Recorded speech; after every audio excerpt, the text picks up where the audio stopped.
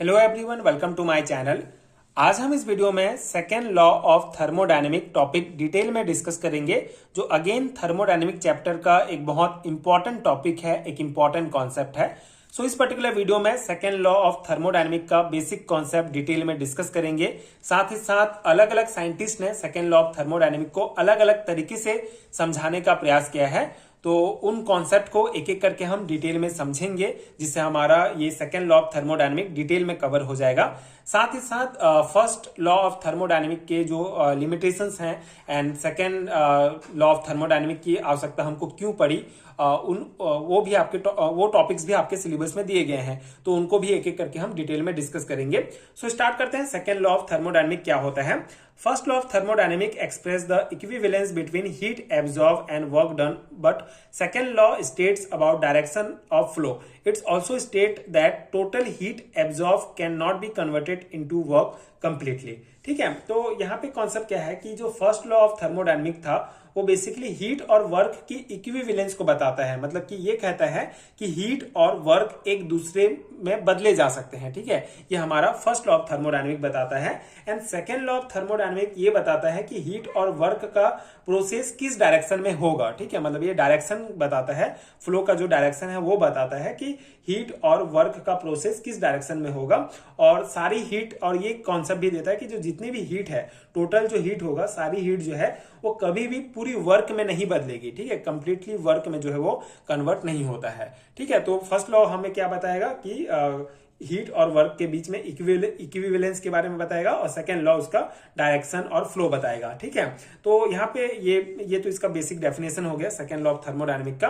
अब अलग अलग स्टेटमेंट दिए हैं अलग अलग साइंटिस्ट ने सेकेंड लॉ ऑफ थर्मोडायनेमिक को लेकर, तो उसको हम एक एक करके देखते हैं। Various statements about second law are given by many scientist, some are. ठीक है, तो पहला है हमारा लॉर्ड कैल्विन और प्लैंक के अनुसार उन्होंने क्या कॉन्सेप्ट दिया। So according to Lord Kelvin and Planck, it is impossible to construct a machine operating in cycle which absorb heat from a reservoir and convert it into work completely. ठीक है, तो ये हमारा लॉर्ड कैल्विन एंड प्लैंक ने जो है second law of thermodynamic के बारे में ये कॉन्सेप्ट दिया है। इनका कॉन्सेप्ट ये था कि ऐसी कोई भी मशीन बनाना जो है इम्पॉसिबल है, ऐसी कोई भी मशीन कंस्ट्रक्ट करना इम्पॉसिबल है जो सिर्फ एक हीट सोर्स से हीट ले और पूरी हीट को वर्क में बदल दे। ठीक है, सिर्फ एक हीट सोर्स से हीट लेगा और पूरी हीट को जो है वर्क में बदल दे, ऐसी कोई मशीन बनाना जो है इम्पॉसिबल है, ये बताया था लॉर्ड कैल्विन और प्लैंक ने। ठीक है, हमारा सेकंड कॉन्सेप्ट है एस कार्नोट के according. So according to S Carnot, all reversible heat engine working at two same temperature have same efficiency. ठीक है, तो ये कॉन्सेप्ट दिया था एस कार्नोट ने। उन्होंने ये बताया था कि अगर हम दो हीट इंजन को लेते हैं, तो अगर वो same hot temperature and same cold temperature पर बीच अगर काम कर रहे हैं, अगर दोनों रिवर्सिबल हैं, तो दोनों का जो एफिशिएंसी होगा वो सेम होगा। ठीक है, इसका मतलब ये है कि जो एफिशिएंसी होगा किसी भी इंजन का, वो उसकी साइज या शेप पर डिपेंड नहीं करता है, बल्कि टेम्परेचर पर डिपेंड करता है। ये कॉन्सेप्ट एस कार्नोट ने बताया था। And the ratio of heat absorbed and work done is called efficiency of engine. ठीक है, एफिशिएंसी ऑफ इंजन के का कॉन्सेप्ट भी उन्होंने दिया था। It is represented by Greek letter eta. ठीक है, ईटा जो ग्रीक लेटर है उसके द्वारा रिप्रेजेंट किया जाता है एफिशिएंसी ऑफ इंजन को। तो एफिशिएंसी ऑफ इंजन क्या होता है? बेसिकली जो हीट जो एब्जॉर्ब किया जा रहा है, जिसको क्यू से रिप्रेजेंट किया जाता है, एंड वर्क जो हो रहा है उसको कहा जाता है एफिशिएंसी ऑफ इंजन, दोनों के रेशियो को। ठीक है, जिसको ईटा से रिप्रेजेंट किया जाता है। तो efficiency of heat engine eta equal to, ये ईटा है हमारा, eta equal to work done, जो वर्क हो रहा है, एंड दो हीट एब्जॉर्ब जो हो रहा है, दोनों के रेशियो को कहा जाता है एफिशिएंसी ऑफ हीट इंजन। ठीक है, the absorbed heat cannot be converted into work done completely because it is against the statement of second law. अब ये कॉन्सेप्ट क्या कहा जाता है कि जो हमारा एब्जॉर्ब हीट होता है, ये वर्क में जो है ये कंप्लीटली कन्वर्ट नहीं होता है, क्योंकि ये हमारा सेकेंड लॉ का जो स्टेटमेंट है, जो मेन हमारा कॉन्सेप्ट है कि जो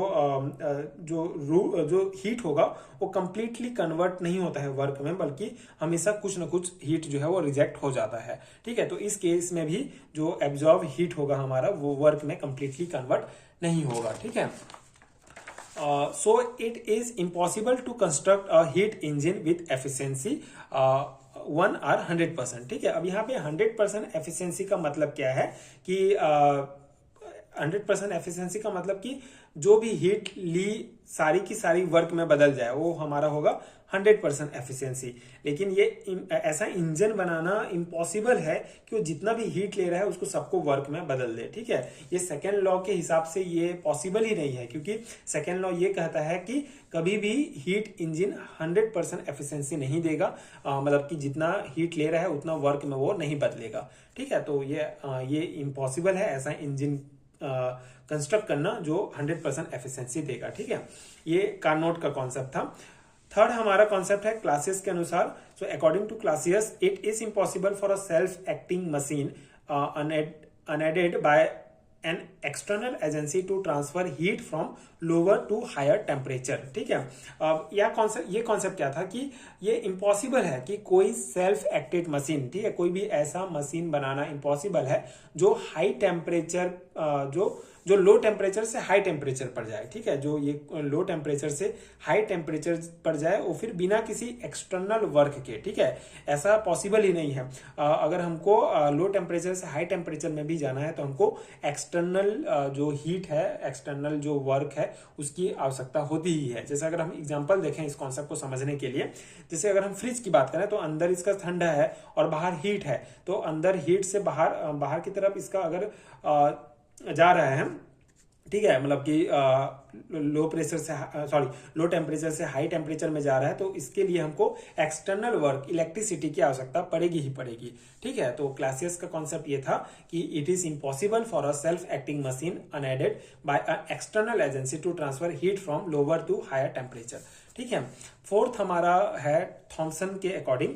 सो it is impossible to get a continuous supply of work done cooling a body to a temperature lower than that of coldest of its surroundings। ठीक है, इसका कॉन्सेप्ट ये है कि कोई भी जो सिस्टम है हमारा अपने सराउंडिंग से और ज्यादा ठंडी नहीं हो सकती है। ठीक है, बिना किसी एक्सटर्नल हेल्प के। ठीक है, मतलब कि वर्क पाने के लिए टेम्परेचर डिफरेंस जो है वो होना चाहिए। ठीक है, ये थॉमसन का कॉन्सेप्ट था।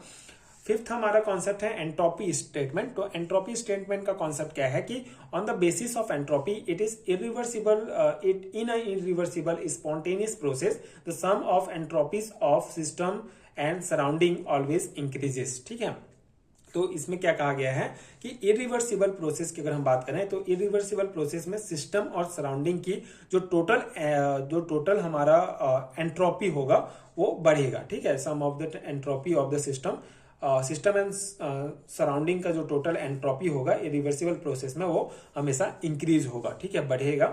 And while in a reversible process the sum of entropy of system and surrounding is constant. ठीक है, तो अगर हम यहाँ पे बात करेंगे इरिवर्सिबल प्रोसेस में, तो इसमें एंट्रोपी कांस्टेंट होती है, ना बढ़ेगा ना इसका कम होगा।